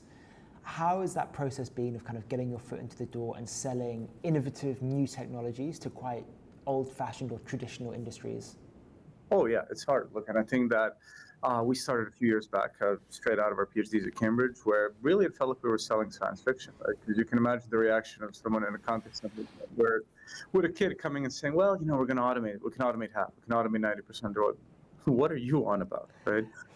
So that was very different, and we really had to sell the dream and look for those like extreme early adopters, really innovative people. I think the ChatGPT moment changed it all, where now people are kind of like factoring in, and everyone's thinking about where we will be in a year, 2 years, and 5 years. Often, I think, it's hard to know whether you're overshooting or not, but there's a lot of optimism and excitement now. So you get more opportunities to prove out something that may be an outright ridiculous or at least a very ambitious idea. So yeah, winning the first few is really, really, really hard, right? You need to find the right person and something they really care about. What propelled us to fame, and I think of all of our competitors, we're known as like the premium, most branded option, the most expensive one, right? We've always been fairly unapologetic about that. And the thing that's really interesting is you go and you say that, you got to have something people really want. So when we started working with Caesars, that I think was one of the key moments, because Caesars never automated any customer experience, right? They refused it. They were famous for saying no to it. And we got the angle of like, we'll have exactly the kinds of voices you want. Hell, we'll have a carousel of 10 different ones that'll sound exactly the way you want them to. And the moment they decide to work with you, that goes from being something that companies that don't really care about their customers do to save money, into something that the companies that care most about their customers invest in to have an even better experience, right? So when you flip the script like that, then you get known for it, and then the rest follows. Super interesting. So I guess, yeah, the sell is not only you automating things, but you're actually improving the quality of the customer experience. You're improving customer outcomes. And it's no longer just about, automation, reducing costs. It's about making the customer experience better. Yeah, exactly, right? Like, first and foremost, you improve customer experience, you grow revenue, you never miss revenue generating calls, and then you put these systems in places where they can do things better than humans. And what we found is that there is a surprising number of use cases already where we're able to seriously outperform a human contact center. So believe it or not, like in cases where people talk about bereavement and inheritance, where a loved one passed away, we found that we universally get better CSAT scores than humans, because it's actually easier to speak to someone who is not a human without invoking that kind of like emotional backdrop of like you lost a loved one, you have to talk, and then they don't know how to respond. Do they ask you about them, or do they just kind of like dodge the topic and keep the conversation going? Whereas with AI, it's just transactional, and that just makes it better, so you have a better experience. That's and so interesting. Yeah, it's like there's real instances where actually talking to an AI is actually preferable to talking to a real person because of the emotional weight or baggage. That's so interesting. Well, and people talk about like, preference for, there was a generation of companies, and there still are, those that push chat with that kind of like premise of like Gen Z, they don't want to pick up the phone. And well, no one really wants to pick up the phone when their internet doesn't work or something bad happened with a service or something. Like, you don't want to have that interaction to begin with, because you don't want to have that problem to begin with. Yeah. But once you do, people want live connectivity with the company that can help them, right? And their voice still trumps everything and everyone for every age group, right? Amazing. That's so interesting. I also wanted to ask about talking about the early days of selling to enterprises before the ChatGPT moment. have you seen a real noticeable change in the appetite and demand from enterprises for this? You know, when you look at your ICPs, whether they're like a head of innovation or head of customer success and services, are you seeing that are they feeling the pressure to adopt AI solutions in a way that is only going up? Extremely. I mean, I think what I'm sure you will have heard from others is this is a rare time where enterprises are moving faster than kind of like SMB and that part of the market, because everyone's aware of this kind of like avalanche of things coming, so they want to get ahead of others. I think it's also the past experience of some companies being fast and most of them being quite slow with cloud adoption, and then kind of like paying for the non-accumulated interest on innovation that they could have had, whereas their competitors might have realized it through using cloud products and everything that came with it. Everyone's very keen to not be that guy who didn't adopt cloud early enough and is still going through a cloud transition 10 years later. So there's almost like, you know, a posture which is like by default, you must and you will, right? The question then just becomes like, from whom, right? And there, you know, what we've seen previously, and we see a bit less of now, is the kind of like, you know, the flight to safety of hyperscalers and very large companies that are able to, you know, you don't get fired for buying IBM, right? Yeah. Or Google or Microsoft, et cetera, right? There is still quite a lot of that, you know, like these execs and others will still, you know, largely look to cover their ass when making large purchases, and the larger they are, the more they will hedge. But I think, you know, it's also recognized in AI that those guys are not the ones that have like the high-end products, the ability to deliver. And because of that, I think we see an increased openness to working with, you know, well, large startups that have kind of like made it, companies at our stage, right? And is that different when you speak to US companies versus European companies? Is there a greater appetite to try these tools out in US companies? Yeah, I think, you know, this whole like European and like, what are we doing wrong? I think we often ask ourselves in the context of like why America is doing better. And my only answer, and look, we're 82% American revenue, right? America is growing faster. Yeah. And, you know, like there are cultural things that have to do with Americans being, you know, bold, a bit more empowered at the organizational level to make standalone decisions, try it out for a year and move away. There's definitely a bit less of that consensus decision-making in America, but it's also just a much bigger market, and it's a much richer market than us, right? Yeah. So as we build European companies, it's actually immaterial, right? Like we're on the same side. We're selling to American companies. That's going to be a home market, as will be Europe, right? And depending on what you have and how it suits the needs, and hell, it might be the difference between you hiring a phenomenal French seller who, you know, knocks back 5 enterprises and gives you the case studies to get another 10. In France, or maybe you won't. You probably won't, right? Unless you're French, then you're probably a bit more likely to do it. We're just like many, and we're different, right? We're a continent with rich history, and that makes it a bit harder for some of these things to resonate as quickly as they do in America. So however you flip it, America's the largest market. You're going to have to do America well. So I think you just do it all, right? And how are you thinking about building a footprint in America? We are predominantly American, right? Most of my execs are in the US. They're half the time. So I never built it as a company that had, say, the first 10 British logos and then like expanded to America by hiring someone, et cetera. I've just been working for, well, ever since we had our first clients, probably about 4 years ago. You know, I work till 2 a.m. daily. I'm effectively in America. Like where I am, people don't really know, right? You set up camera lighting, well, they can't really tell. I don't know if it's day or night where you are right now, right? Yeah. So with that, you know, just go and do work. It doesn't matter where you are, right? You have all you need to succeed in London or in America or like wherever. You're just gonna have to do a lot of work. And that's true if you're in America or if you're here. Yeah. No, 100% very true. And I want to touch on your revenue. You said 82% is coming from the US. You've seen amazing revenue growth over the last few years. I saw a post saying that you're on track to be at 50 million ARR at the end of this year. Is that right? Are you on track to hit that milestone? Yeah, absolutely. That's amazing. And where are you, I guess, like where are you seeing that come from predominantly? Is it large enterprise deals, or are you seeing a combination of both large enterprise deals but also some smaller players with a wider range, or where's it coming from? Look, it's a very interesting question. I'm a nerd. I look at like, you know, splices of like segments, verticals, everything. It works everywhere, that's actually the hardest thing about running a company like this, right? Where you could scale an SMB proposition, you could do upper mid-market, lower enterprise, strategic enterprise. We're well known for the kind of like strategic enterprise rollouts. You know, we work with the likes of FedEx, we work with UniCredit, with PG&E, the largest utility company in America.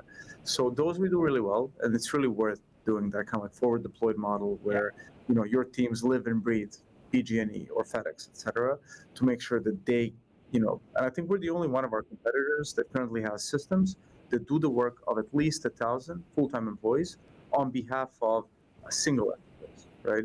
So I think that to me was, I've been to contact centers with 1,000 people, and you know, it takes a few truckloads of food to bring lunch over for those people, right? So now you think there's like a server humming, and it does that work. Like that to me is like, that's real. That's, you know, get hype. Like sure, there's some hype, and we can talk about whether NVIDIA is priced right or not, like whatever. Like that thing doing the work of 1,000 people, that's really real. So I love that segment, but it's equally true. You know, I think we have something like 3,000 different restaurants and pubs using us to be like the kind of like client-facing phone line for them. 3,000, did you say? Yeah. Wow, that's insane. Yeah. No, like some of the biggest, yeah. And, yeah, wow, that's amazing. Gosh, that's a huge number of people. I can't. Do you have any data about the number of people who are speaking to your agents on a daily or weekly or yearly basis? Yeah. I mean, like at the moment, I think we're on track for like that number. And it's always hard to identify and track and repeat callers and stuff like that. But, you know, I think well over 100 million people speak to us every year, right? And that's way more calls than that because many of them are like repeat calls and could be higher. I just can't, you know, there's like enterprise safety data and stuff where I don't really get to look at it for every client in the right way. But it's in that scale of things. That's phenomenal. Yeah. I remember 2 years ago, we crossed kind of like the call count that was like the British population at the time. So it was like 69 million. Yeah. So the next one was the US population. I think we're right about that. So, yeah. That's amazing. And I want to ask, you know, you said that there's a lot of hype in the market at the moment. You know, you raised, I think, a 500 million valuation in your Series C over a year ago. I think it was May 2024. Things at the moment are frothy, right? It's a crazy market. Valuations are sky high. Everybody's looking to get access, not just to category leaders, but categories in general. You've seen amazing success, right? You've grown at a time when the market is also really popping off. Has that changed about the way that you're thinking about fundraising? Maybe, you know, thinking about raising more money sooner than you had anticipated to try and hire the top talent as talent becomes more competitive, give you opportunities to do secondaries. Has it changed the way that you're thinking about fundraising? Well, it hasn't really changed it. I think, you know, frankly, I think I've been very fortunate in that AI has always been hot. I think previously it might have not been available to all the people, but if you came out of a strong research group and wanted to raise money, it was always there, right? So like the exact multiple is less relevant, but yeah, it's getting hotter and hotter. We're doing something now. I can't share all the details now, but expect to hear something soon. But yeah, no, it's very hot right now. It's going on in the background, but nothing you can share. Amazing, very cool. And other than the thing cooking in the background, like what else are you working on? Like what is the top priority for you at the moment when you get up? Like what is the thing that you're looking to achieve either in the next few days, weeks, months? Man, it's so exciting. So I think, you know, for us, like the real suite of things around the agent itself, you know, we have clients where we do like 90% of their like calls or like text interactions automatically. Like what I'm really kind of like obsessed by is this notion of what will a contact center look like at scale in like 3 years from now. And you know what? It's probably like a tenth, or at least at most 1/5 of the people. Half of them are going to be earning way more. You know, I think that we get people promoted. We track this religiously internally. Like, you know, over half of our deployments have led to a promotion. I think a quarter have led to a double promotion over the past years. So like, I think it's, you know, the contact center is this like often forgotten, often neglected, often abused part of the company that doesn't get the credit for like keeping the whole thing up and running, right? And I think as they get the right tools, they really become the central point. They turn from a contact center to a command center where these AI agents are now doing all the work, right? And they're there sitting like air traffic control saying, okay, like the number of calls to Newcastle about people being overcharged have skyrocketed by like a factor of 2,000. We have an ops issue there. And like this data has always been there. It's just been impossible to access it with kind of like distributed human agents. So now that you have AI doing it, you're able to just monetize. Most of the time when we automate, think like at least 2/3 of the calls, inevitably the next piece of work becomes sales, right? Like one of our top champions has recently moved from kind of like contact center head to like sales head there, right? And that's not something that was really written in the stars for a lot of these people, because now it's like, okay, when the call's done, I'm going to program this thing to see how I can generate leads, upsell things, suggest new products, test interest for new products. And like, guess what? That person running that is now in a position to do it way better than some, head of sales with 10 people, right? So the world's going to change in a very massive way. And the people who've been learning how to do it for a year or two now are now worth a lot more than the people who've not been doing it for 2 years. That's so interesting. So it's people who made the decision to bring on, Poly AI as a provider. You're seeing their careers take a different trajectory because of the impact that your product is having. Absolutely. I mean, look, they're now like, they've been given they have an infinite workforce that is really high quality at their fingertips, and they can do whatever, right? So they are no longer just there to hire just enough people for the whole thing to not collapse. They're now there asking questions of the org, like, what else do you want me to do? You want me to sell? You want me to upsell? You want me to, fill out that CRM? You want me to fix up that backend data that's always been broken? Well, let me call everyone and figure it out. Now you can. Again, there's a limiter on just like how many initiatives you can be running, but you can do a whole lot more. Yeah, when you think about the technology and where it's at today, how good do you think it is relative to how good it could get? I don't think there's a limit on it, right? I think we're far from like the best that it can be, but just in terms of like, say, conversational quality and stuff, we're like pretty much the human level. The limit is not hallucinations. Hallucinations are not like a real thing. There's just bad context that you've not fed into the application, right? And then past that, it's really just like what can you think of doing and trying it out, right? And does it make sense? And the other limiter, of course, is your enterprise architecture. Your integrations, availability of things like MCP servers for your agents to hook into.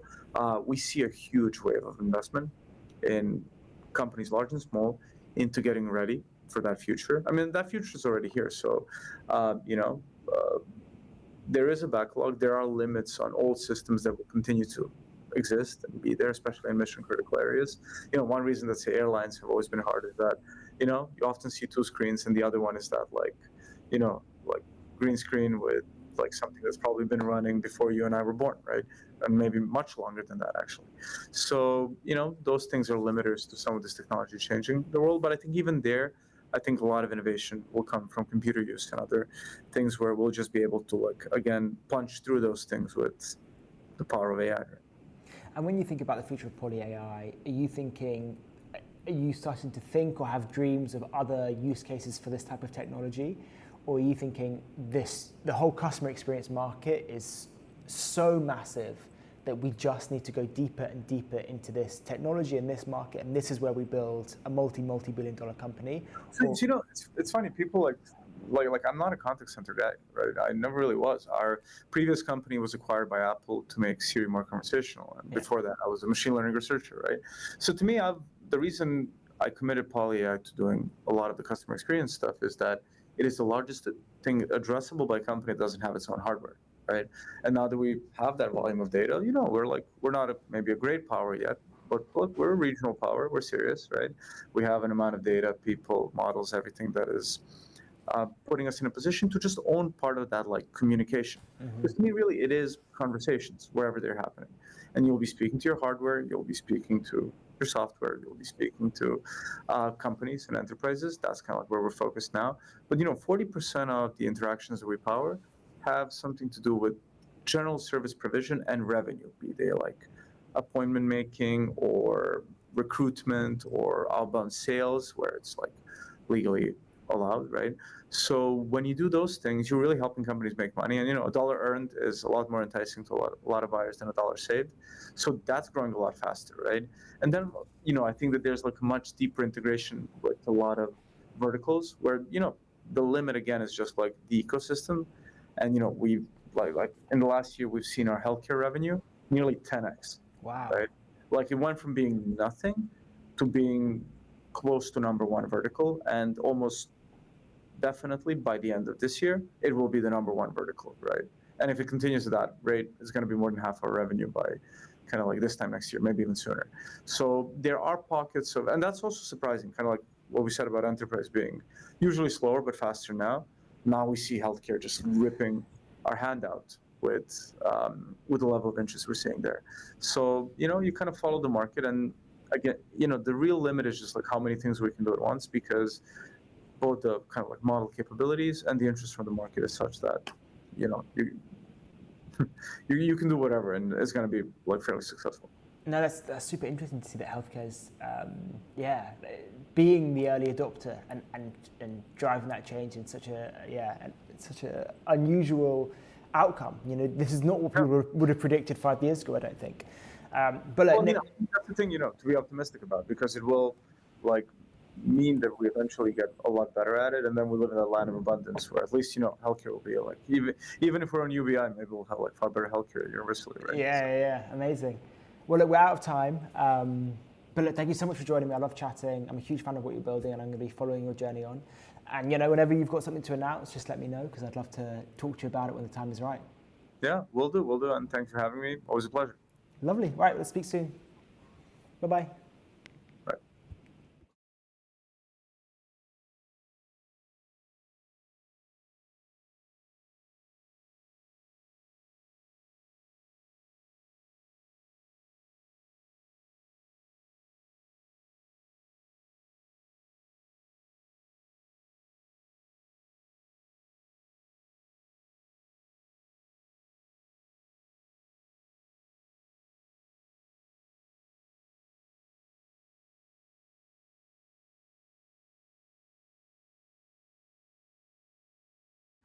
All right, and that is a wrap for Scaling Europe this week. We had a phenomenal roster of guests. We are going to be back next week with some amazing guests. We're fully booked for next week, and it's going to be good. So stay tuned, and I will see you then. And again, a shout out to checkout.com.